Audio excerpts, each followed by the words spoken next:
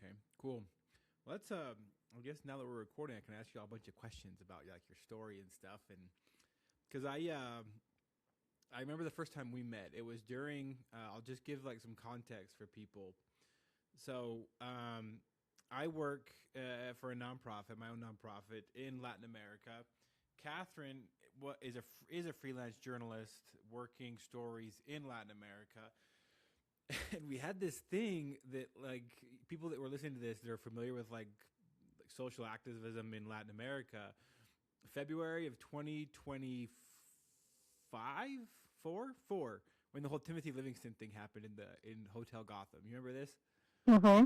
Yeah. So it was this thing for people that kind of understand. A lot of the people that listen to this are like film buffs and nerds and people from like my hometown, so they might not understand like the context of like how you and I met. But um, there's been a problem for a long time. People that listen to the podcast will know this part, but human trafficking in Latin America and what my nonprofit does to combat it. And there was this big thing that happened 2 years ago where an American guy from Ohio was caught on film with two minors in a hotel in Medellin, and he got away. He left the country. The videos were all around, and kind of like the whole country erupted in protest. There's protests everywhere. All sorts of journalists from all over the world kind of descended upon the city to figure out what was happening, how this guy escaped, discovering a problem. And that's how me and Catherine met. That's how me and you met. Because Mm-hmm. you were doing a story on human trafficking. You got to sit down with some of our girls, interview some of our girls, and I think there was an immigration tie into it as well with the Venezuelan population, if I'm not Yeah, mistaken. I kind of I was already interested in it because obviously it was already happening. But this one case, like you said, it just exploded, and all of a sudden, kind of all eyes were on Medellin. And I think a lot of it was to do with not just what happened, because obviously that was absolutely terrible, and people knew that was happening, but the police had actually released this guy and then he'd gone back to the US as well. So it was like, what on earth is going on? Then it kind of unleashed a whole load of interest in it. And obviously it's still happening today. But yeah, that is how we met. Someone put me in touch with you and then I chatted with some of the girls. Yeah, and it's just it was. I'm thankful for like old Timmy, I guess, because I like to take credit that like we changed the country and like all these things happening now, but it's not really the case. It's that guy that got away that actually changed it because it made so many people mad. But I remember I sat down with you, and first time we met, and had a chance to like just sit down and drink coffee and talk about your story and stuff, and I was like, it was just crazy. Like I'd never met anybody like you, where a freelance journalist from the UK who's traveling to and from Latin America, and not just like to and from Latin America, but Venezuela, of all places, a place that I assumed for a long time was like you can't go because they'll put you in jail for 40 years or something. And I was so like just talking to you and your story, it was just so amazing. And even still, like to this day, I'm just so impacted by the work that you do. I read all your stuff that you put out, and I'm so honored that you would come on the podcast and kind of share your journey of just your story, how you end up doing journalism, what it's like to be a freelance journalist, and why you've chosen these places to cover, and what keeps bringing you back to these places. So thanks, Catherine, for coming on the podcast. You're very welcome. Yeah. Well, first question is why journalism? Like how did you end up wanting to be someone that tells stories for a living? I am one of these people that always knew what I wanted to do. I think I'm quite lucky in that way. I don't know, it has its advantages and its disadvantages because it's definitely not the most lucrative industry, and especially at the minute it's kind of undergoing a little bit of a crisis with AI and layoffs and all these things. But I don't know, like I even as a kid I was interested in the news. Like everybody else was watching cartoons, and I mean I was too, but I always really enjoyed the news. And I loved writing. I absolutely loved writing, and I love stories. So I kind of knew, I did go through a phase, I think, where maybe I thought, oh, I liked animals as well. So I think when I was about 5, I'm like, oh, I could be a vet. I could do this. But really, it was always journalism. And then, I mean, at uni, in the UK, you don't have to study journalism to become a journalist. So I did politics with international studies. Just wanted to get a good grounding kind of in politics theory, kind of different conflicts that were going on around the world as well. So I did I actually did that, and then I did a master's in Middle Eastern studies, so a completely different region. But I'd done a little bit of Middle Eastern politics in my bachelor's, and was just I'm fascinated by conflict generally as well. Human rights and conflict are like really what I'm interested in. Um, and yeah, and then after that, it was kind of a bit of I mean, it's always a tough time in journalism, to be honest, but I kind of went I got into journalism and initially TV in a very random route. I don't even think you know this actually. So I did kind of like a couple of internships and work experience, and the situation's improved a lot. Like now you get paid internships. When I was doing it, you did not get paid. It was horrendous. It was really difficult unless you knew someone. But I actually knew somebody who worked in TV, not in journalism, more in entertainment, and they were doing a documentary about Susan Boyle. Do you remember who Susan Boyle was? She was on the X Factor. She was the Scottish lady who came on. Yes, I remember her.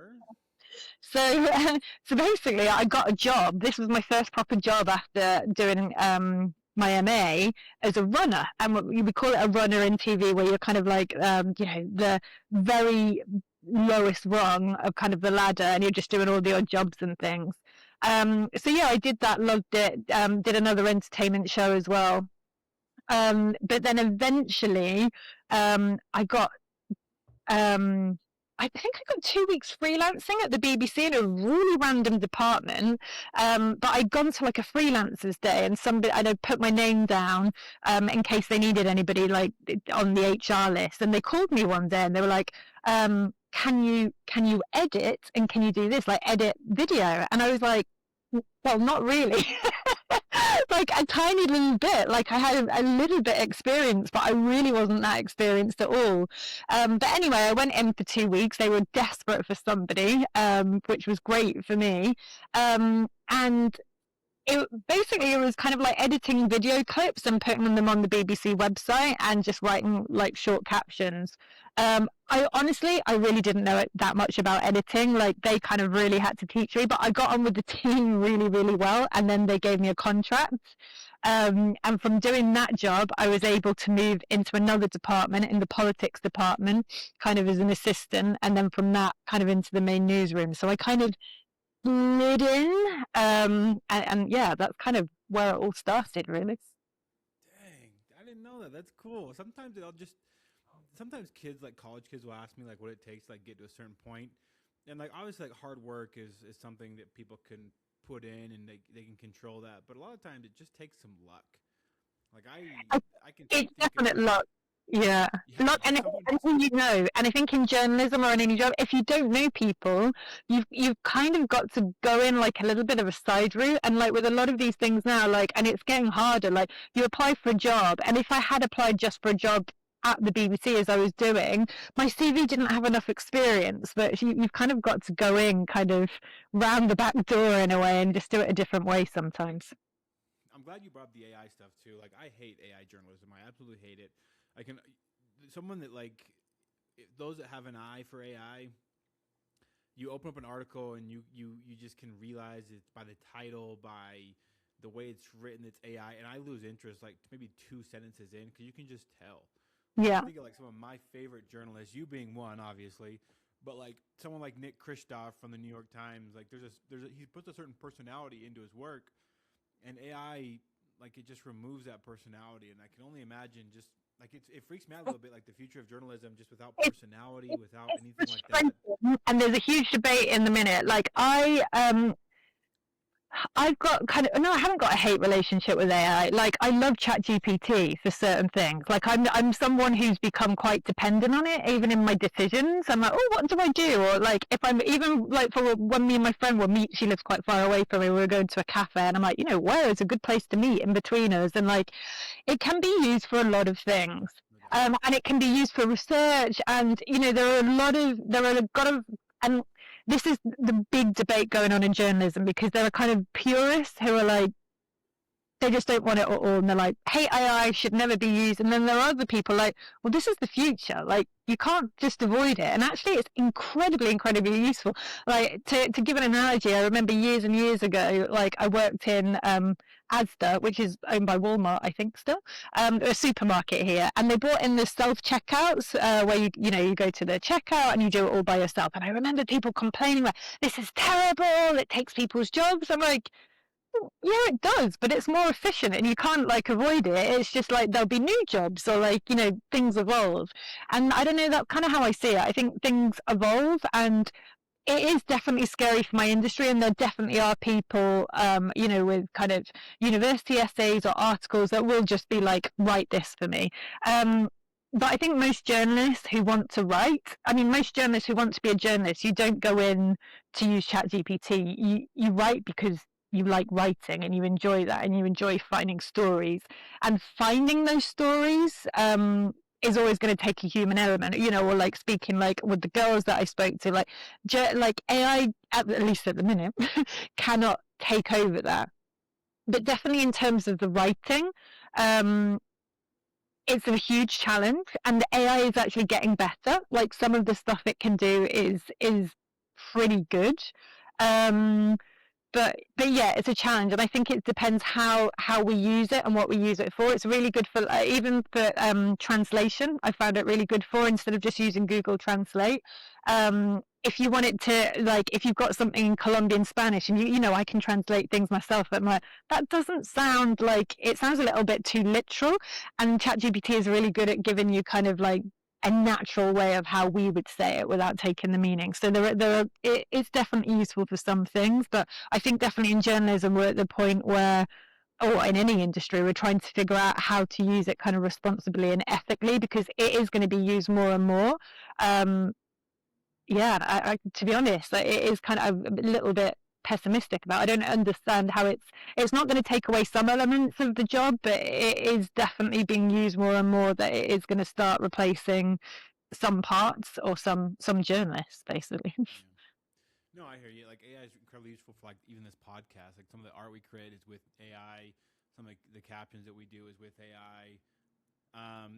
Where I have had issues with AI is when it starts to creep into like the artistic realm, and someone presents like an AI movie, and you're like, this is, or like an AI song or something like that, where you're just like, this just doesn't feel like the human element is missing. And I didn't even know that there was like a human element in those type of things until it's gone, and then you kind of miss it. But you're right, it is the future, and for journalism, I imagine that it can be incredibly helpful as far as like research and sources and like you've mentioned, and like there's no getting away For from it. And research, it's I'm glad kind you of get better. useful. It's really useful for research, because otherwise you just end up spending manually going ages through Google, and it can find things for you, find different articles. I mean, it's good and it's bad. Like sometimes it's bizarre. Like it will talk about it will still say like that Joe Biden is president or something, or it will still say, if I'm doing anything on Maduro, like it has not been confirmed that Maduro has been captured. I'm like, what? Like some really, really basic stuff, which is all over the internet. It's really cautious about, or it's using really old information. But there are other things where you're like, where on earth did you get that information? That's incredible. Like I couldn't find that, like on Google. So I'm still figuring it out. I haven't kind of like used all these paid ones and all the extra super duper. I haven't used Claude yet either. I'm kind of using it for quite basic stuff at the minute. But definitely in journalism, there's loads more workshops, loads more podcasts on it, loads more discussions about how we can use it, and different kinds of prompts, and where, yeah, which I kind of need to take advantage a little bit more of it, yeah, at some point. I'm glad you brought up Maduro too, because I want to get to like your experience in Venezuela and the before Maduro, post Maduro. But before I get there, I want to, like, a freelance journalist. Like, can you explain to me and to my audience like what that actually looks like? Because I like, do you have like your own like journalism company? You write stories and then submit them to companies like CNN or BBC? Be like, hey, I wrote this. Will you buy it from me?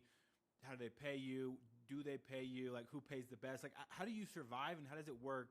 Like, walk me through your life, like day to day.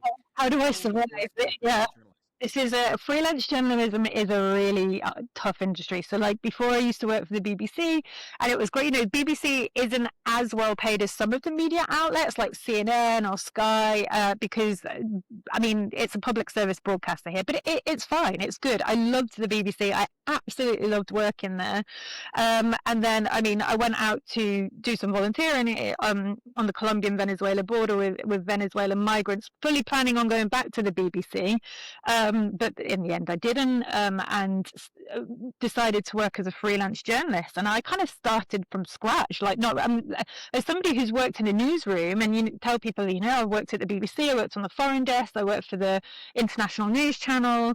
I had a lot of experience, journalism experience, but I didn't have experience in freelancing, which is a different ball game altogether, because it's not only journalism experience, it's you have no resources. When you do something from the BBC, you might have a team working with you, you have money behind you, you have protection, you have insurance if you go anywhere, and you have contacts as well. Or I mean, contacts within the newsroom, people that want to sell your story. Freelance journalism is a little bit strange because it is almost like you're your own little business and you've got to sell yourself. And I don't really like doing that. I don't like and I don't like, I don't think anybody does, but I don't really like rejection that much. I'm like, what do I do? Like, I don't really know what to do. So I just kind of wrote a couple of emails and kind of figured it out. It's like, hey, do you want a story on this? And I think I was really, really lucky, like with a couple of the first things I did, because they were like, yeah, we do. And I was like, ah, this is great. This is going to be a breeze. It is not that easy. I don't know what happened, but I was incredibly lucky the first couple of times that I wrote and people wanted stuff. It's really, really hard. Like, so basically what we do, you never ever send a full story. You have an idea and it's not a topic. You can't send a topic. So I can't just say, oh, I want to do something about migration or something about Venezuela. You need like a really specific topic. And then you basically email an editor, and you might write two, I mean, they all like different things, but you might write 2 or 3 paragraphs about your story and what you want to do, and then you wait for a response. I would say 90% of the time you don't get a response. You do not get absolutely anything. So even on LinkedIn, people, and it always makes me laugh because it's so true, people are, or on X, they're really happy when an editor has written to them and say, oh, I'm really sorry, I can't accept this, but thanks for your idea. Like, I got a no, I got a response. It's like, it's crazy, like that you're celebrating the no's because you just feel like at least somebody's opened your email, at least somebody's recognized you, and at least they've respected you enough to actually respond to you. And the no doesn't always mean that your idea wasn't good. There's so many different things to do with budgets, to do with timing. There's kind of a million reasons. It's getting worse. It's getting a lot harder, especially like there's been layoffs from different organizations, and that doesn't just have an impact on those journalists. Like, it has an impact on us freelancers as well, because everybody's like, oh, I've heard about the Washington Post layoffs or wherever, like, you know, apply here or send me your pictures. And we're like, hey guys, what about us? We're still here. We still need work. So it's, and I don't get paid anything like what I did as when I worked at the BBC. Like, most freelance journalists have other jobs, have second jobs. I'm quite lucky. Like, when I'm back in the UK, like, quite often I'll do freelancing for the BBC. And when I say freelancing, I mean do shifts, like for World Service, like where you go and you do production shifts and you're helping make the show. I've done teaching English as well. You cannot survive off just writing articles. I know very, very few people who can these days, unfortunately. And you don't always get paid expenses either. So Al Jazeera, I write for. Love writing for Al Jazeera, love the editor, but they do not pay expenses. So I might go to wherever in the depths of the Colombian jungle. I do not get paid for that. Just get paid for the article. That's tough, basically. Oh my goodness. You've chosen a hard life. You must really love this if you've chosen this hard life. You have to love journalism to work in it. And I think this is a little bit of my conundrum at the minute. Like, it's really hard because I'm like, do I apply for a full-time job in the UK? And actually about a year and a half ago I did. And I was like, and it, it was kind of was it like a deputy and international editor on like quite a big publication. And then it came down to it, and I withdrew from the interview. I was going to go through to the next stage, and I withdrew because I'm like, I don't want this. I don't want to be an editor like a lot of people do. But I don't want to be an editor where I'm kind of almost, you go kind of a lot more into the management side of it, but then you're not really writing as much. And also, like, it was mainly based in London, and I'm not in London at the minute. So it's hard. You kind of choose what you like doing and like living a little bit like a pauper, or you choose, yeah, I mean, at some point I'm going to have to come back and work like a full-time job here probably just to earn some decent money again. But yeah, but it's, you get the adventure, you get to speak to people, you gain a lot. You just don't gain, you just don't really gain any money from it, but you gain other things. I'm glad you talk about journalism. Just it's a career you've chosen. It's obvious that you love it. Where I'm from here in the United States, journalism for like the last maybe 4 to 8 years, it kind of feels like it's under attack, not just economically, but just its credibility as well. Like there's some recent stories, I'm sure you've seen it, of just like, I'll talk about the FBI specifically, Kash Patel. He went up at his press conference and he was like the fake news media mob. The New York Times like wrote an article about how he provided security and flights for his girlfriend, and they opened a criminal investigation into that reporter. I'm just like, what? What about the freedom of the press? About like just the freedom of speech? It kind of feels like it's under attack. Does that stuff like freak you out, like as a journalist, of like you actually may face consequences for reporting the truth? Has it ever happened to you? Like I know that with like specifically the Venezuelan regime, the prior one, you were very open about what you were seeing. Like does speaking the truth worry you at all as a journalist? Yes and no, and I think it depends where I am. If I kind of, I'll address Venezuela in a second, but in terms of like the UK and the US, it's definitely a lot more under attack than it used to be. Like even like when I worked at the BBC, like the BBC it still is, it's incredibly respected, but it gets attacked so much these days. And even when I was working there, sometimes you'd go like for drinks after work, or you'd go to I don't know, you'd meet people, and then they'd be like, oh, what do you do? And you're like, oh, I'm a journalist. And sometimes I didn't say I work for the BBC because I was like, I just don't want to have this conversation. And then you say you work for the BBC. Now, some people are like, wow, that's so cool. And other people just want to tell you like kind of the gripes they have or the problems they have with the BBC, or a really specific report that they didn't like, or something quite big like the coverage on Brexit, or the coverage on Trump, or, coverage on Israel, Palestine. And then I get a little bit like defensive about it. I mean, I've got a lot of criticisms about the BBC and about journalism in general, but at the end of the day, they're human beings. And like, I definitely know with the BBC when I was working there, like you have a lot of meetings and you decide what you're going to cover, which angles, who you're going to get on, and there's a lot of these discussions about trying to be neutral, or or getting the right people on it to have a balance of views. But you're always going to get attacked. And I think what we said was like, especially with something like Brexit, like when you're getting attacked from both sides kind of equally, then you're kind of doing something right in a way. It's not just from one side. But definitely, I think it's getting a lot worse. I think I have seen so many, like I'm not even working for the BBC full time anymore, but I see people criticize them or other big organizations, especially a lot. And they'll like compare headlines and they'll criticize headlines. At the end of the day, that's a human being and mistakes are made. And I think sometimes people presume there's an agenda, and there's not. It's literally people are rushing, doing things quickly, and there's no agenda. It's just the way they've written it.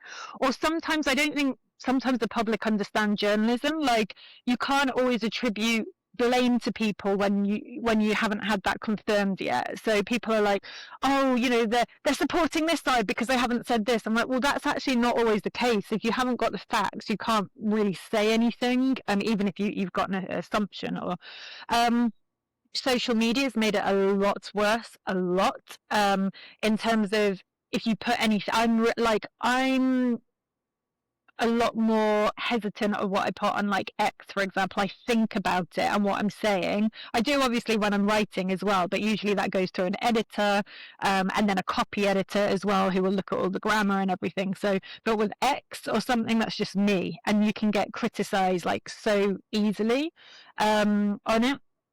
And then in the case of Venezuela, yeah, I mean, that's worrying because there's no free press in Venezuela at all. They don't like journalists. I didn't go to Venezuela last year because it was just too dangerous. They were detaining people, and I take risks, but it was too risky last year. Last time I was there before this year was in 2024, like in the elections. And yeah, I reported, yeah, exactly, the elections.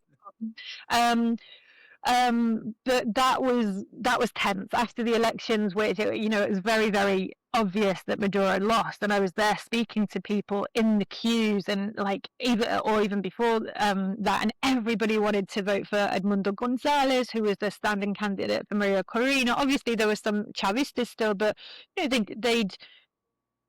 were in really small numbers. But afterwards, I went to protest as well, and you kind of like criticizing the government or writing what's been happening. Oh, and when I left the airport, I mean, I was going to go over land back to Colombia, and I decided not to because there's checkpoints, and it got really tense because people were starting to get detained. So I left the airport a couple of weeks later, and I was scared. I was scared that they were going to detain me, that they might have seen something what I'd written.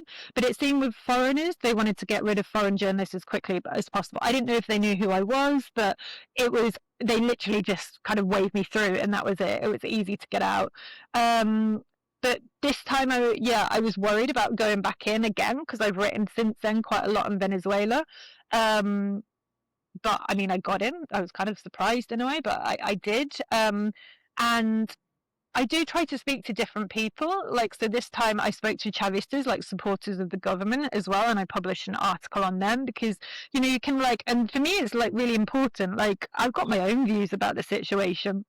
Well, there's evidence for some things. Like, it's pretty obvious that Maduro lost the election. That's not an opinion. That's just based on kind of evidence that exists. But I still feel like it's important to speak to people like the Chavistas or people who support the government that don't hold those views, that don't think Maduro lost, or they still support him. They support Delcy. They support the whole Chavista ideology. So yeah, it's an interesting time, and Venezuela's a difficult place. It's getting better. There's definitely people are starting to report a lot more. Like, journalists are starting to be a little bit bolder. But now Venezuela is under pressure from the US. But there's a long, long, long, long way to go. There's a long way to go. So yeah, we kind of watch this space really. So you're a freelance journalist. I'm like picturing like as a movie. Like, that's always like when I have an interview, I kind of picture like your movie of like this Brit who's played by Vanessa Kirby. I think Vanessa Kirby would play a great you. You're freelancing. You're looking for a journalism job, and you're drawn to human rights and conflict, and you end up in one of the you talk about conflict, eternal conflict, and eternal human rights abuses in Venezuela. What drew you to Venezuela, and can you tell me about the first time that you went there? Like, what was your experience? Yeah, the floor is yours. Like, why Venezuela? Why Colombia a little bit? And what was your experience when you went there? So interestingly, it was about 2018, 2019. I can literally picture myself sat at work at the BBC on the foreign desk. And I'd been thinking that I wanted to take a career break. Like, look, like what was really good at the BBC, that you can take a career break. What we say in the UK, you guys call a sabbatical. So I could leave my job for a year and go and do something. I was like, well, I think I either want to go to like South America and get my Spanish better, because I could speak a bit of Spanish, but not that well, or I want to go to the Middle East. And I'd spent some time in the Middle East before, in Jordan. So I was like, do I go to, it was between Lebanon and Colombia, and I knew I wanted to do with something with migrants and refugees. And I decided on South America in the end, because I wanted to go somewhere that was a little bit more liberal, where I wasn't having to think. I mean, Lebanon's meant to be, fairly liberal. Well, it's probably a good job that I didn't go there with everything that's happening at the minute. But I wanted to go somewhere that was quite liberal, that I wasn't having to think all the time about like what I was wearing or what I was saying, or even though South America, Colombia, Venezuela are very religious, it just wasn't a central theme every minute of the day, like what religion are you, or I just have a different experience. And I thought it would be easier to improve my Spanish than it was to improve my Arabic, because Spanish is easier. And also, like, a lot of people knew about the Syria crisis at the time. This was like, like I say, 2018, 2019. But nobody really knew that much about Venezuela. And it had been in the news. We were covering at work on the news. And I always remember sat on the foreign desk and watching one of the correspondents in Venezuela, and the supermarkets were just empty, completely empty. And then all these people were going across to this place called Cucuta, which is in Colombia, to like buy things or to leave. And at the time, it's funny because I know Cucuta like so well now, like the city on the border, but in Colombia, I just thought it was like this little village or something, but it turns out it's this huge sprawling city. And I kind of just decided, like, I think I want to go and like do something with like Venezuelans. Venezuela went out the headlines, like, so 2019 at some point, kind of near the beginning, like you'd see all the people crossed and all the migrants like walking, kind of to different cities. And I was like, I kind of want to go and see like what they're doing and help if I can. But so I did. I went in 2021. COVID was 2020. So I couldn't get anywhere. But 2021, I found this little organisation kind of near the border. The only one that I found that was kind of letting foreigners in quite easy, because it was set up by an American lady. And I thought, great, I'll go do that. I'll go to Colombia. I can't really get into Venezuela that easily. I'll go to Colombia and help Venezuelan migrants. So that was on a sabbatical. Did that for 3 months, travelled a bit. And then, to cut a long story short, I got voluntary redundancy. I think you guys call it severance. Like the BBC were paying people to leave the organisation voluntarily, and I kind of put my hand up and I was like, well, yeah, I'm in South America, like, sure, like I'll receive a little bit of money and stay out here, and then I could probably start freelancing, because I couldn't have done it with nothing. Like I've told you about the money situation, I was like, well, at least that gives me kind of a cushion. So that was good. And then I kind of I worked for the organisation a little bit more. I went back to work for them as a coordinator, setting up some projects between kind of like to do it in the community to kind of integrate Venezuelans. But then I kind of started freelancing. So obviously, like after I'd done that, I was like, I always wanted to go to Venezuela. I needed to go to Venezuela to visit. So it was in 2023 that I went to visit. You couldn't you couldn't really get in before. Like at one point the bridge was completely closed, especially when it was like the old government under even Duque in Colombia. There's really, really bad relations between Colombia and Venezuela. All the migrants coming in were coming in via trocha, so they weren't, they were kind of coming in kind of illegal routes, just random routes with like without their documents. But yeah, 2023 I was able to go, and I went to San Cristobal and Merida the first time. My old Spanish teacher was doing lessons online for a while. Like, she lived in San Cristobal and Merida. Like nearly all the people that I knew in Colombia who were Venezuelans, like so many of them were from Merida. So I've been told so many stories about it. So I had this image in my mind. So it was like I just had to go there. And like some people still had family back there, so I went to stay with their families. And it was incredible. But the one thing I'd say about Venezuela, like you enter, and everything looks kind of normal when you get there. Like you hear all these stories that, people are living like on less than $1 or whatever. They don't have any money. And everything, like I kind of got to Merida. I'm like, everything kind of looks kind of normal. There's not much traffic, but there are people in the centre. The centre's beautiful. And then you start to notice little things beneath the surface, like none of the ATMs are working, or there's loads of abandoned buildings. Or, actually in the centre, there's not, the people that don't have any money aren't in the centre eating. They're kind of like on the outskirts, kind of like selling things or just eating in their houses. You just start to notice all these little things about how difficult life actually is. I always remember I was going to somebody's house and I wanted to find some things to take. So I went to a supermarket and I think I found like a packet of Pringles, which obviously they're important. I looked at the price and they were like, I don't know what Pringles normally cost, but it was something like $6 or something. And like, some people were earning, it was like, even milk was like $3. And these people were earning just like a few cents a day, like some people. Yes, the prices were absolutely insane, but there were things that really surprised me. But people were great, and I had a great time. So I went back in 2024 twice. I was there for the elections, and then I was there just last month as well. So now I feel like I know it. Well, what can you tell us, like, for those that are listening, so I can give like some context to this question. So Venezuela, everything changed for Venezuela on January 3rd of this year, as you know better than anybody. I imagine like a freelance journalist who's covered Venezuela, you got a lot more work than usual after January 3rd.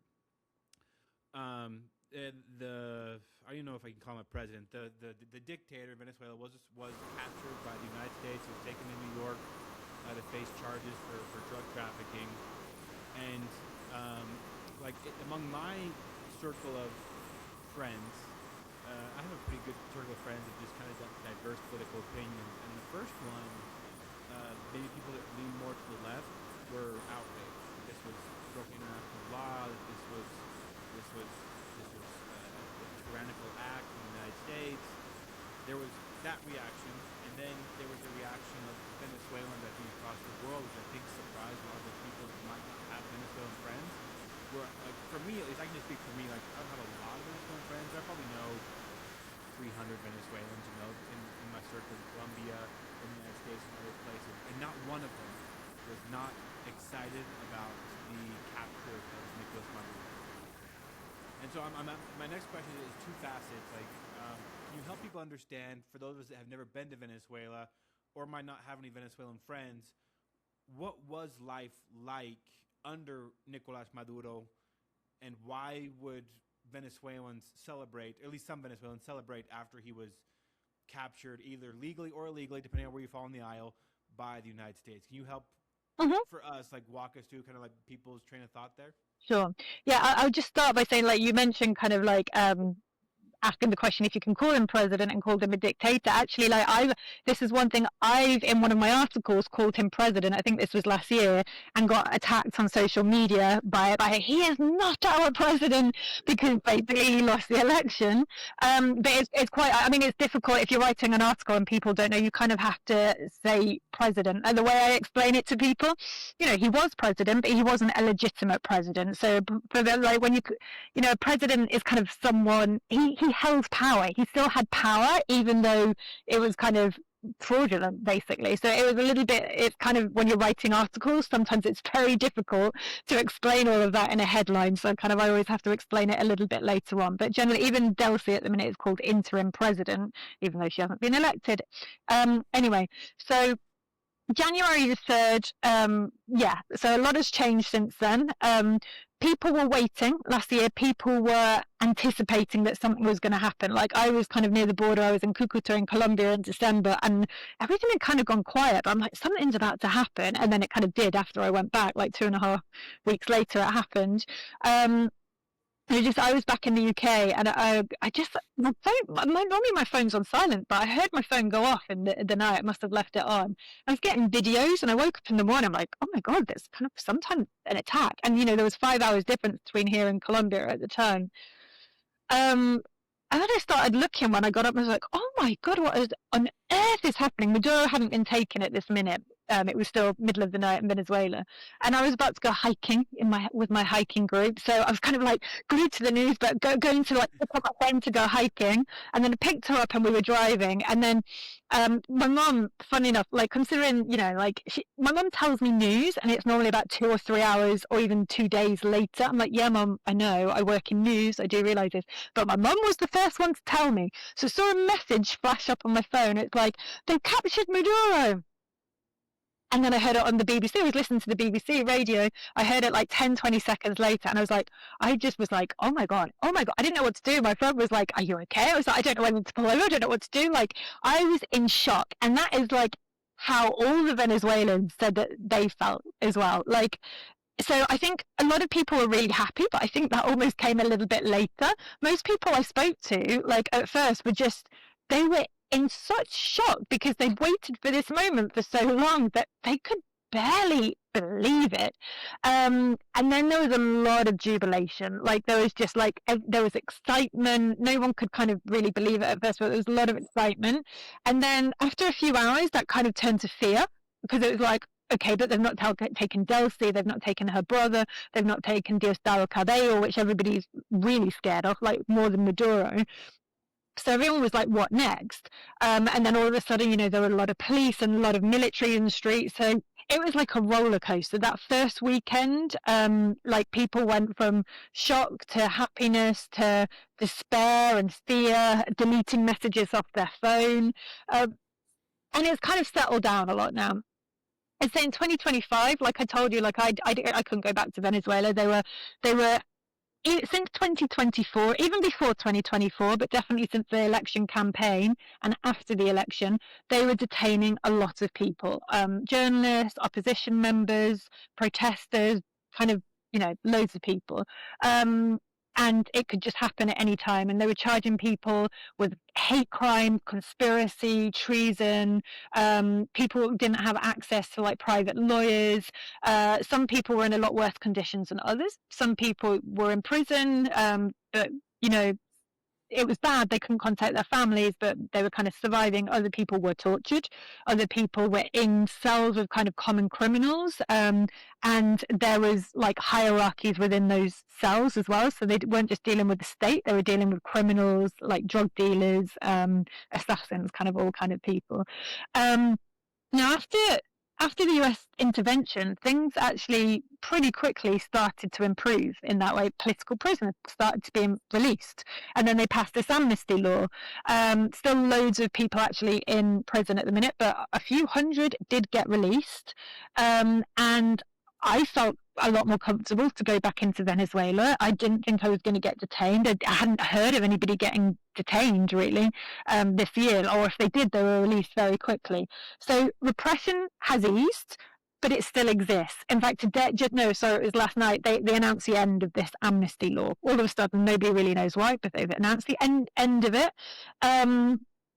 But people are generally now, like when I was there last month, people are more optimistic. They're impatient. They want things to happen straight away, but they know they kind of can't. So one other thing that I'll just say as well is 2025, people are like, we need a new government now. We need Maria Corina in power. We need change right now. But as soon as something happened, I think people were actually a lot more realistic. They were like, well, we can't have change straight away. They kind of understood why Edmundo or Maria wasn't in power. They're like, well, we can't just change it from one day to the next because there would be chaos. Then, like, the Chavista government still had control of all the institutions. So people do understand that there's a process and that you need to change kind of the electoral commission, the military. But they are a little bit getting impatient with the protests. So people want new elections. They want Maria Corina to come back. The economy hasn't improved. There should be an improvement in the economy at some point. Now that Delcy doesn't really have a choice, really. They're opening up the economy so much, cooperation with the US. But it's kind of what happens now, and that's kind of the $1 million question. None of us like really know. But yeah, people want elections. They want Maria Corina back.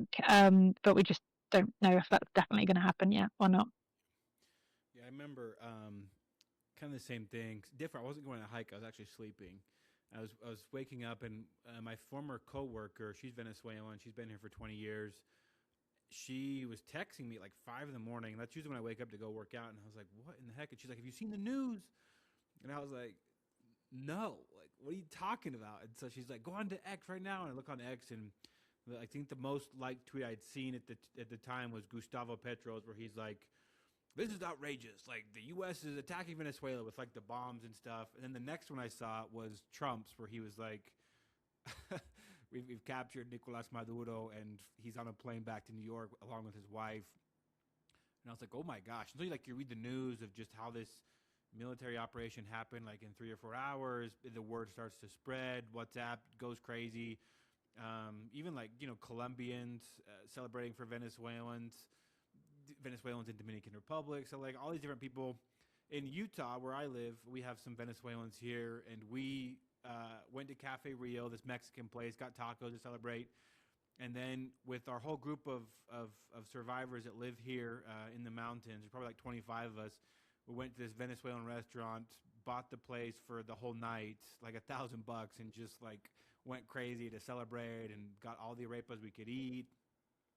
And it was just cool, like to see them celebrate, and not so much celebrate Trump and his action. Mm-hmm. Like, there's a distinction, I think, when I was talking Exactly. with Venezuelans, Mm-hmm. they were like, look, I still don't like him. Like, I don't like the immigration policies he had. I don't like the things he's done, but I do support this. And why do I support this? Is because for the first time in 20 years, I actually have hope that I might see my family again, that I might see my kids again. Because some of these, like, people that we have here specifically are mothers whose kids are in Venezuela and they're just sending money back and forth and they can't go back because of the oppression. And I And think for it's a one really person important hope, distinction that you made, and I forgot to say before. Like, I mean, there are some people who absolutely love Trump now. They see him as like their savior. They think he's great, but a lot of people really don't. Like, and they never did. They don't like him now, and they didn't before. But they were so happy with what happened, and before this happened, like people would say to me, they were worried about a ground invasion, but they were like, well, if that's what it takes, and if there's kind of a war for a while, like some people are like, I'll take it, like because we might have to go through a period of pain before things get better. And a lot of people said that the best option would be a really quick extraction. I think what most people, well, an even better one that they wanted, not just Maduro, they were, like I said, they wanted kind of some of the top key figures. They wanted them all taken, and that was their ideal situation. But this was kind of like, this was kind of an okay situation. And I think Adu was saying, people from different political spectrums, a lot of people here as well, but look, like there's such kind of people really dislike Trump, like a lot of people in Europe really dislike Trump, and I think sometimes that overshadows things. So people talk about international law, they talk about sovereignty, but you speak to Venezuelans and they're like, yeah, but for us, our human rights are more important than international law. And they were like, what do you mean sovereignty? Like, that wasn't a legitimate government. Like, the opposition wanted the US to come in. We who voted for the opposition want them to come in. So what's breaking our sovereignty about that? And also, they say, like, their sovereignty was broken long ago because China was there, Cubans were there. So it's pretty complicated. But, yeah, the point I'm trying to make is a lot of truths can be true at the same time. People don't like Trump. They kind of, maybe some people do agree that international law was broken, but a lot of people would say, well, the ends kind of justified the means. Like, what's more important, international law or human rights of people that want to be free? So that's kind of where the dilemma lied. yeah, I know a lot of people like myself that have worked with a lot of Venezuelans over the years that are not supporters of Trump, and like they were supportive. Like they, for a couple of days, they were like, "This is a good thing," because I don't know if there was any other way this was going to happen. Like I don't know if there's any other way that Maduro was actually going to leave his seat of power unless it was by military intervention. And like it's just it's interesting just what hope does to people too. Where, I mean, so the Venezuelans that I know still do not support Trump. They're still afraid of his immigration policy. They don't like his character, and they kind of consider Marco Rubio to be like the de facto president of Venezuela. But for the first time in a long time, like they have hope that they actually might go back to Venezuela. And that's something that I try to explain to people here too, that are maybe a little anti-immigration. There's this movie on Netflix. I'm sure you've seen. I think you recommended this to me. Simon. Have you seen Simon? Oh, yeah. I Okay, so recommended Simon, it. I watched Simon last year, and I sent it to like my team here in the United States, and I was like, you guys got to watch this to kind of understand why Venezuelans are celebrating. Like every Venezuelan that's out of Venezuela is a miracle. Like there's a reason that 25% of their population has fled, and they want to go back. Like most Venezuelans that I know that migrated to the Dominican Republic, to Colombia, to Chile, to the United States, they didn't want that new country to be their forever home. They wanted to go back, but circumstances in life caused them to leave. And for the first time, they have hope that they get to go back, that things might get better. And it's because that dude's gone. And so, like you, it's gone back since Maduro's been ousted. Like, is there a different vibe in the country? Is there a different feel? Like, I know you touched on it a little bit, but like, Definitely. explain to people like inside of Venezuela if there's hope again.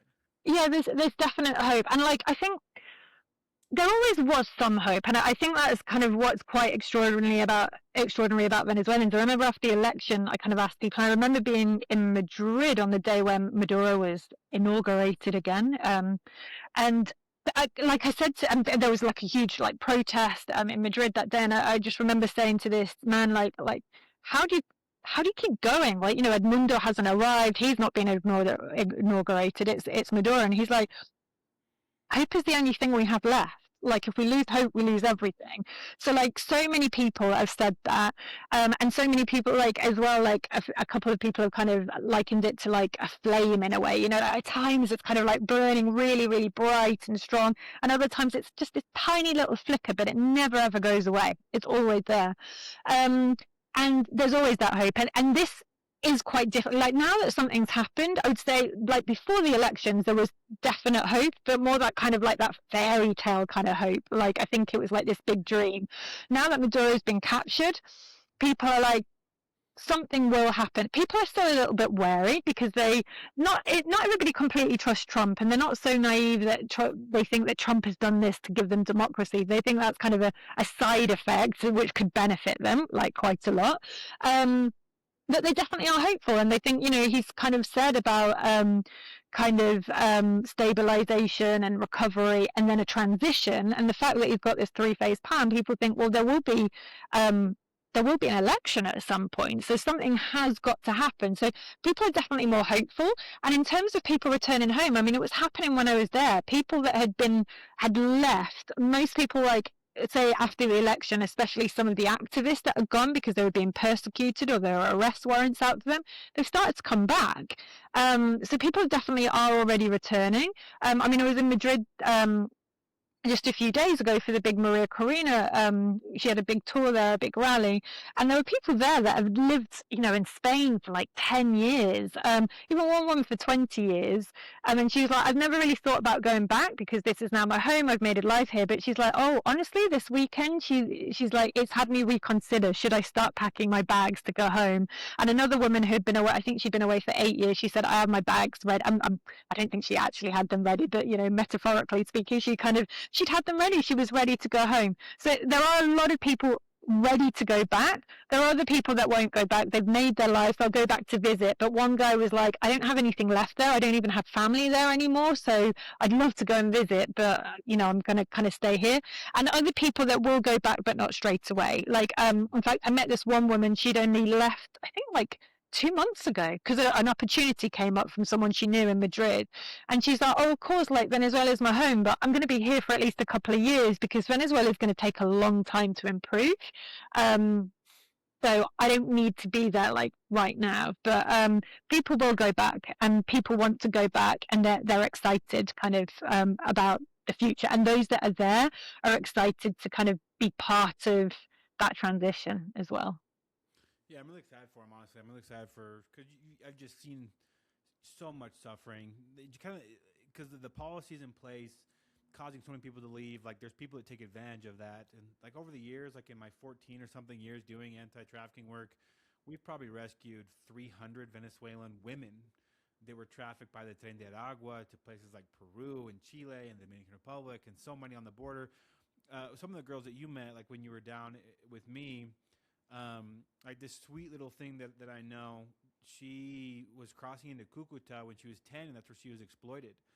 We had a really sad case too of a girl that was, God, this case breaks my heart, but it's a result of what Maduro was doing to that country and Chavismo as a whole. She was a 5-year-old kid. Her and her mother were fleeing Venezuela because her father was some kind of politician for the right, and so he was detained, and they were trying to find their family. They fled, and they crossed illegally into Colombia, ran into a bad group of dudes on one side of the border, and these dudes, they raped and killed her mom in front of her, and then raped her and left her for dead. And she ended up in an aftercare facility for orphans in Medellin, but she wouldn't have been in that situation if it wasn't for that type of government. And it's been occupied for so long, like you mentioned, like kind of like the what's the real reason that they did this? It could be for the oil, probably. I mean, yeah, maybe, but like, what do you think Russia and China were doing there? Like, they weren't there for the arepa recipe, like that one X post, that went viral. So I'm really excited for them. I hope that it goes well for them. I hope that people that want to return home can return home. And like for you, it's a journalist who's got to witness this whole thing. Like, it's got to be for you that not just like as a journalist, but as the Catherine, the human being. Like, I've seen your ex posts. Like, I know the relationships you have with these people. Like, they're very personal, and you care about them. And so I imagine for you, as someone who loves Venezuela and its people, you have to be really excited for just the potential of change that you could see in our lifetime for those people. Yeah, I mean, it's hard as a journalist because you try to be neutral with things, but with something like Venezuela, how do you be neutral? Like, how do you be neutral in that situation when it's an authoritarian system and you see people suffer? Like, you can still have humanity and, like, you can still, I mean, I kind of am neutral in the fact that, like I said, like, I'll talk to different people and I want to listen to different people. And some, some on the opposition side are like, well, no, you shouldn't be talking to them. Like, no, of course I should. Like, I should. Like, that's what I believe I should be doing. You have to understand why people have different points of view. But I mean, sometimes that's hard. Like, I've spoken to Chavistas, and some of them are quite, you know, some of them, they call them like Chavista light. They're just they're kind of a lot lighter, less radical in their views, but they still believe in some of the ideology. But some of them are really, really radical. Like, there are people that told me, there were people with weapons basically on January the 3rd that were ready to go and fight. Whereas they were kind of like calmed down by like people a bit higher up. But there are still people who want to go out there and fight. And there are still people who, they idolize Hugo Chavez, who died years and years ago, but they see him as some kind of like God figure. Like, and Maduro is kind of his like Jesus Christ in a way or something. It's kind of, that is the level of what they kind of see them in a way. It is kind of like, I don't know, it's the only thing I can compare it to is kind of religion. Like, that they can't abandon this. It's part of their identity. It's part of their belief system. It's not just a political belief, but an entire identity and belief system. And kind of abandoning that is going to be, well, I don't know, people aren't all going to abandon that, but I don't know. I think the reconciliation part is going to be quite difficult because there are a lot of Chavistas that they see any kind of privatization, any kind of cooperation with the US is inherently bad, like almost like treason. Like, there's a big internal debate going on within the Chavistas of, should Delcy kind of be cooperating with the US? I mean, she doesn't really have a choice.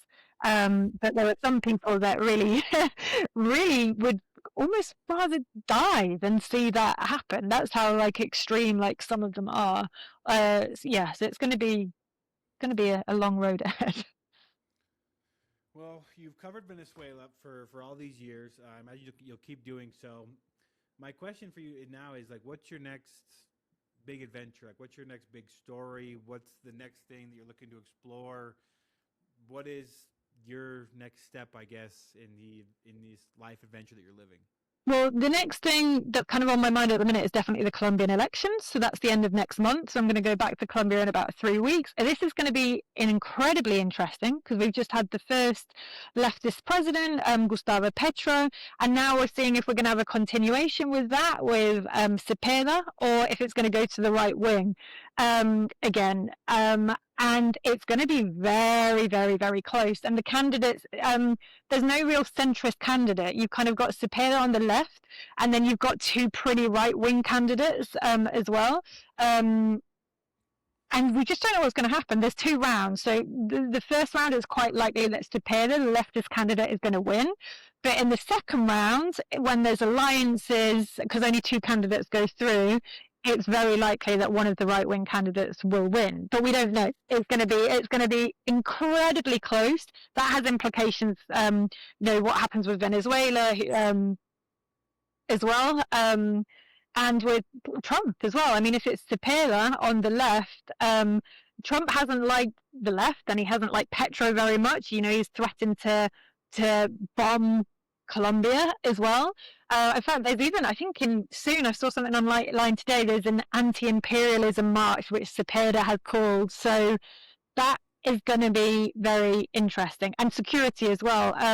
In terms of Petro has done this whole, when he came to power in 2022, this whole total peace. So he wanted to bring peace to the whole of Colombia, because even though there was the peace deal in 2016, that was just with the FARC guerrilla group, which disbanded. But there's all these other little groups, either that already existed or that kind of filled that vacuum. But it's unfortunately been a failure. Like, now there's kind of increasing violence.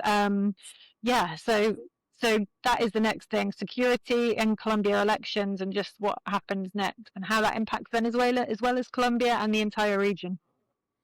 Politics right now, like I've lived in Latin America, traveled throughout Latin America for now we're going on 15 years. I can't think of any time where politics has been as scary and it's interesting in Latin America, where like you have kind of like this leftist resurgence in Colombia with Cepeda, with Petro, the ouster of Maduro, the Javier Milei in Argentina, and his the exact opposite, where he just believes in almost zero government, chain bomb in Mexico, and just the absolute, in my opinion, disaster of security that's happening in Mexico. But when it comes to the person I think is most interesting now is Bukele in El Salvador. Like when I went to El Salvador for the first time by accident, I had a buddy that worked for United Airlines, and so he gave me a standby pass. And so on weekends where I didn't have anything to do, I would just go to the airport, and the first open seat I would take. And so I ended up in El Salvador one time for a weekend, and I had a great time. It was a beautiful country, but I could feel like this tension of security in the country where you couldn't go into certain places, and there was no Americans at all. And now, like El Salvador has like this big resurgence. People are going back. People like kind of like Venezuela, where El Salvadorans here in the United States have all gone back to this country, and it's because of like this mano duro that they have there. But people, I think, have sacrificed some of their liberties to have security. And like I think it's like they're at a point in Colombia now too, where there's a discussion now where is that an option that we should explore, of just sacrificing freedoms to have more security? Is it worth it? Is it not? Like, I don't know. And you hear people in, what's up? That is the big tension. I was in El Salvador as well, and I always like, and now it's really safe to go. It's absolutely great, and I met people there. Here in the United States. Yeah, I mean, it's great as a tourist walking around, and I met people who had lived in the States for years, but they were from El Salvador, and they'd come back to retire, and they were so, I spoke to loads of people, and they were so happy with Bukele, like, yeah, he's great. And then I actually went couch surfing, when you kind of, this website, you go and stay with people. So I stayed in this little town. Anyway, to cut a long story short, it turns out that in this town, loads of the men had been taken. There was a big problem with gangs, but what they'd done, they'd literally rounded up everybody, so innocent people as well. And this woman's brother and her uncle had got taken as well. So, and they weren't allowed to see them, and they do these kind of mass trials for people. So it's kind of this really, she I always remember her saying, and I did an article actually on this for Al Jazeera. She was like, basically, it's like when the gangs were kind of around, she said she had like screens in the forest of like people being tortured. But she said it was like, and they kind of had their uniforms. So it was like when the military came, it was like one uniform had been replaced with the other. They were living a different kind of hell, and they still are. Yeah.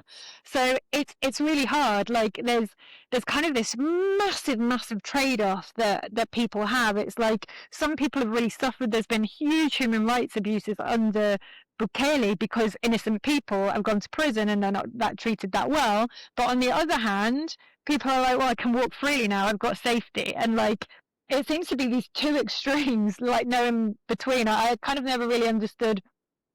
You have a heavy security approach, but you still should have like due process, and you should have trials and treat people kind of with respect. But I don't know. But in Colombia, like you were saying, you kind of got these very polarized views where a lot of people have zero tolerance that anybody that's been in an armed group, that anybody that's joined ELN or the FARC dissidents or all these different groups. But you speak to people in the countryside in these really poor areas, and they were like, there's a huge issue of child recruitment. These people join these groups because sometimes there's no other choice. So it's like when you kind of like look at it, it's sometimes they join it for safety, sometimes they join for money because they've got nothing else, sometimes they're forced to join these groups. So it's not black and white. These people just aren't bad people. Like, no, some of them are obviously, but they don't always join because they want to just kill people or cause havoc. Some of them are literally forced into it. So, and when I did speak to people, they used to be coca growers and they're not anymore. On my last trip that I went to like the Pacific region, Petro came, and I was there. Petro came, and oh my God, these people it was like a festival. Like they were so happy because they were like, not even because their lives had improved a bit, I think, but I don't think they've improved that much. But they're like, well, someone's listening to us, someone cares about us, and that like meant so much. So that's kind of like sometimes where my tensions lie as well, because it's hard because on the one hand, it's like you've got these segments of the population that just want someone to listen to them, someone to care about them, someone to not treat them like criminals. And then you've got other people that are like, well, no, kind of like, we just need to kind of like go in kind of with an iron fist and get rid of anybody that has any sympathy with any of these groups at all. And these, they're just not black and white issues at all. And there's no center ground for a lot of these people. So it's hard. Yeah, I'm so torn on it too because like so many of the El Salvadorans that I know love Bukele. They don't care that he's on his third or fourth term now or second term, which the Constitution does not allow. Like his popularity is crazy, and they like living in a safe El Salvador, and they know that human rights abuses are being committed. And, you know, like the back and forth between him and Petro, where it's like, oh, Petro, if you think that my prisoners are so bad, I'll send you all my prisoners, and you can go through them, and you can decide which one is it, and empty my prisons and send them there. But I'm also like, I've worked against crime long enough to know that there is no, like Shane Baum puts it, hugs not bullets. Like that's not a real thing. Like criminals and violent criminals that rape, that steal, that maim, like what they understand is violence and strength. Like in my work in Guatemala, I've met girls who have had their whole families murdered by the gangs, that have had appendages cut off by the gangs.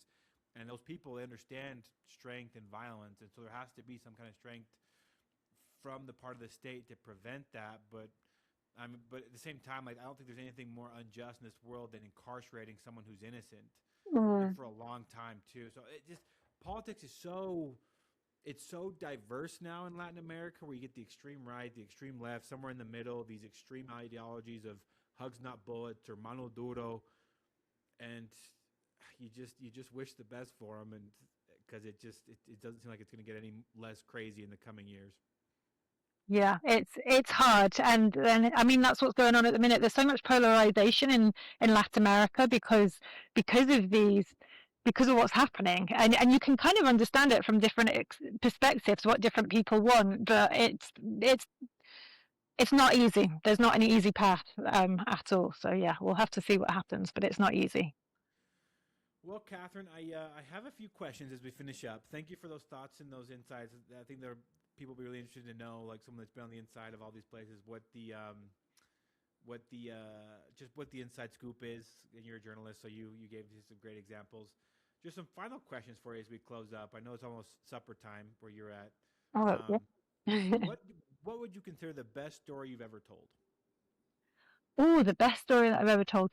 Um, I think the one that always sticks out for me because it just took so much work and there was never anything done on it was actually to do with Venezuelans going over to Colombia and working in the basically in the webcam industry, kind of doing sex shows for like people around the world, and that was really tough because I basically through like my volunteer work, I knew that there were women that were sleeping with men basically out of necessity to either get cash or to get lifts to other parts of Colombia.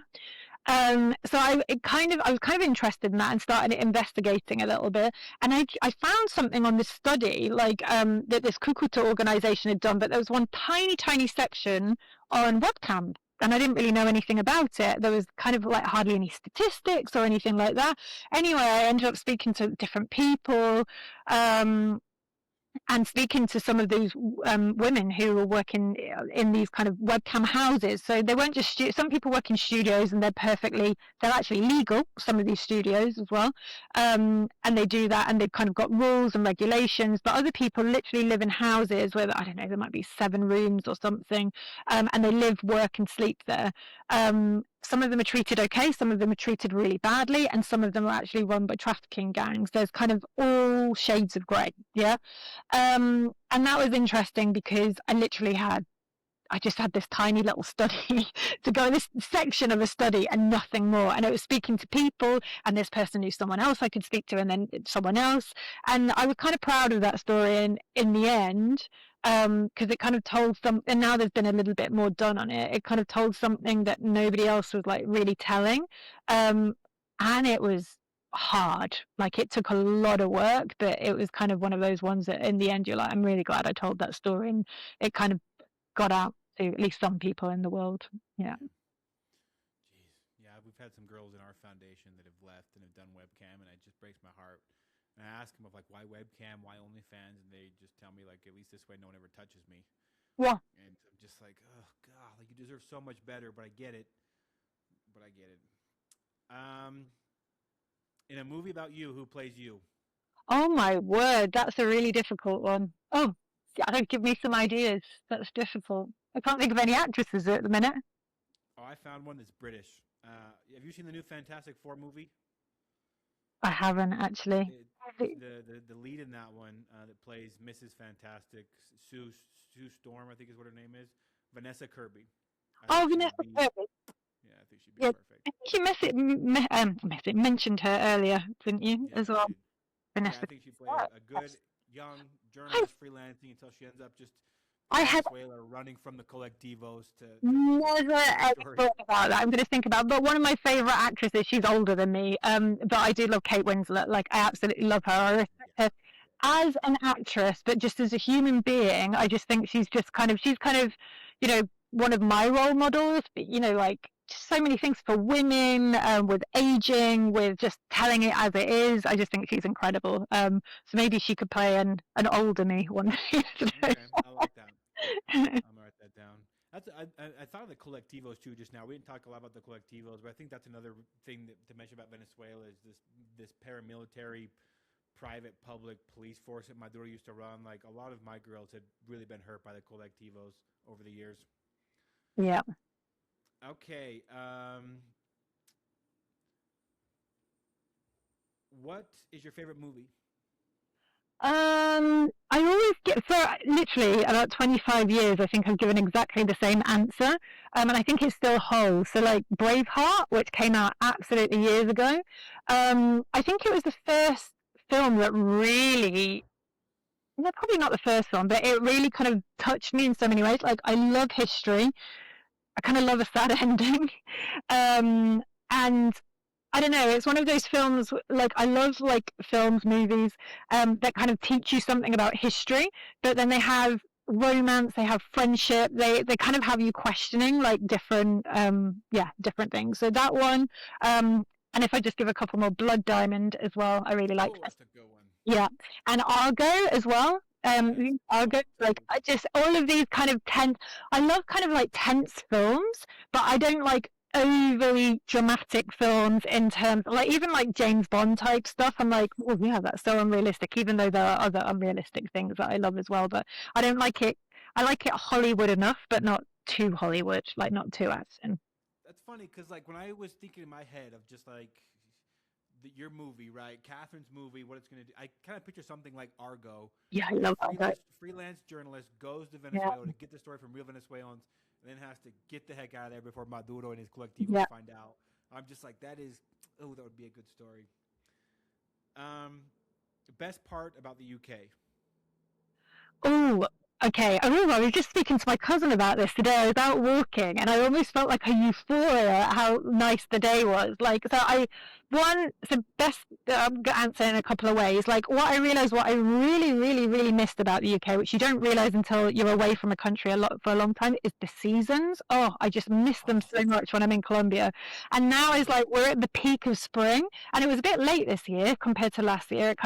But today, like you can probably see behind me, it's a beautiful day. There's still kind of a crispness to the air, but there are bluebells out, there are daffodils out, there's the smell of like freshly cut grass, and I absolutely love it. Like, so season, especially in the countryside, like, I just think, a lot of people like, I love London, like, London's great, but I don't live in London. I'm in the north of England at the minute, and just some of the countryside is just takes my breath away. And it's not in that incredibly dramatic, huge mountains way that I've kind of seen in some other countries, which I love as well, but just kind of like the rolling hills, the animals, the birds. Oh, yeah, countryside for me, just incredible. Yeah. no, 100%. That's why I choose to live where I live in the Mountain West of the United States. Is you get this peak spring, this nice cool temperatures, birds, flowers, Yeah. these hot summers where you can go into the mountains and swim in these alpine lakes. The fall where the colors change and Oh, the everything kind colors. of Yes, Yeah. and I love winter too. I love the Yeah, I snow. love I love all of it. I can't oh even no. say which is my favorite season because I love it when it's cold and winter and I have to wrap up and dark. Yes. The nights are kind of dark, but then I love summer and we'd have barbecues and people playing football in the park. Like, I love it. And apart from that, the history, like, the history and the culture, like, history goes back a long way and we kind of got some pretty bloody history, but I kind of love it. I love like sometimes I'm just walking in a field and I'm like, oh, there's a battle here, or you just walk past some castle ruins and you can just imagine like all these stories, like and that I kind of miss that sometimes when I go to other countries, like yeah, just being surrounded by so much history. Huh. That's cool. Are you streaming anything good? Are you a big TV person? Are you I am. watching good? So I'm watching What do you? slow. Do you know slow horses? I love anything to do with spies, Yes. like Yes. Slow anything to horses do with with Gary spies. Oldman. So yeah, so I've just watched Tehran actually because I've just got an Apple subscription. So I watched the Nice. first series of Slow Horses a long time ago, well, a couple of years ago. So I'm just kind of watching the other ones now. I've just watched Tehran. One of my actually two of my favorite ones one of my favorite ones is Handmaid's Tale. Absolutely love it. Kind of dystopian, which I wouldn't normally go for, but I just think the complexity of the characters is astounding. Like I love kind of series and films where it's not just good and bad. Obviously, there's good and bad in Handmaid's Tale, but even someone like, have you watched Handmaid's Tale? Yes. Big fan. Even someone like Serena, like, and you're like, oh my god, I hate this character, but there are moments of kind of humanity, regret, and like and then you've got June, who's kind of the protagonist, and she's the good one, but you see, there's kind of moments where you're like, she's really annoying me, and I just love the complexity of it. I love how you can kind of relate it to kind of certain things that are happening today. It makes you think. So yeah, that's definitely one of my favorite ones.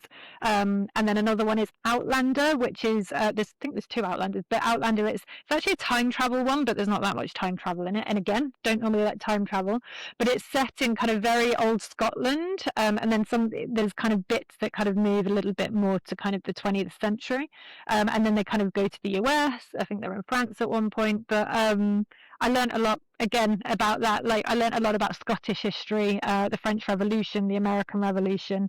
So it's fiction, but it's not real, but it's based on kind of real events. So yeah.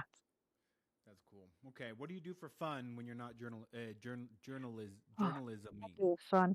So I find it a lot more difficult not to have fun, but like to relax. Now I'm freelance, so it was a lot easier to just have my time set aside when I was like a proper staff member. I'm part of a hiking group, as I mentioned before, so I love going hike. So I love going hiking, but if I'm just by myself, like I always feel guilty that I should be working or doing something. So like at weekends, like my hiking group usually has like two hikes, and I just find it good because I feel like I'm getting exercise, I'm socializing, and I'm just enjoying the countryside. Like I told you, I love the countryside. So a lot of hiking, gym, watching series. I feel like I'm missing something really big, but yeah, hiking is kind of the main one, I'd say. Cool. Yeah. Okay. Final question: If favorite historical figure or a historical figure you'd want to have coffee with? Oh, again, that's difficult. These are hard, like really specific. I Or know. I just thought that one like 5 minutes ago. okay, So yeah, it's okay. Like, there's kind of a lot of people. Um, kind of a weird one, but related. I'd probably say someone like Hugo Chavez. Someone that I might not necessarily get him. fascinating. Okay. I'd want to ask him if the Venezuela that he sees today is the Venezuela that he kind of envisaged, because I don't think it is, and like what he would want for today. Like I've kind of thought that a lot. Yeah, so in kind of recent history, he would definitely be one. Yeah. And then I'd love to, I don't know who, but yeah, someone like an old king or something like Henry VIII or something, like going back way back. Yeah, would be pretty interesting as well. That's cool, man. Well, Catherine, thank you so much for coming on Locked Off Logic podcast. I sure appreciate it. One more question is, where can people go to find you, find your articles, find your thoughts? I'll tag it like in the post as well and like in the show notes. But for anyone that listens to this and like, wow, I want to hear more about what comes out of Catherine's brain. Where can they go to find that? Sure. So these days put most of my stuff on LinkedIn and X. I do need to set up a website. I keep saying that and then never do. I do have a Substack that I haven't written about for ages. So my dad keeps saying, "Why aren't you doing a Substack?" And I'm like, "I did have one a couple of years ago, and I was like, you don't get paid for doing that, so I just never have time to write it. But I will start that. But yeah, my LinkedIn, Catherine Ellis. Yeah, you can find me on there. And then my X, I post a lot of stuff about Venezuela and Colombia, which is cat_Lucy1. Yeah, that's where I tend to post most of my stuff. Articles tend to go on LinkedIn, and X. X is a lot more kind of my random thoughts as well. So yeah.